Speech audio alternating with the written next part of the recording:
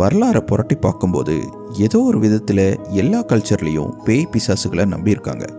Ancient Egypt காலத்து கிசுகிசுக்கள் தொடங்கி கிழக்கில் புராண கதைகள் வரை ஆவிகளை பற்றின யோசனை காலத்தையும் இடங்களையும் தாண்டி வளர்ந்து பரவி வந்திருக்கு. மெசபோட்டோமியா வரலாறில் வாழும்போது பிடிச்சது மாதிரி வாழாமல் நிறைய ஆசைகளோடு சாகிறவங்க பேயா அலைவாங்கன்னு சொல்லியிருக்காங்க. எஜிப்டில் மரணத்திற்கு பிறகு மனுஷன் ஆன்மாவாக பயணிக்கிறத நம்புகிறாங்க.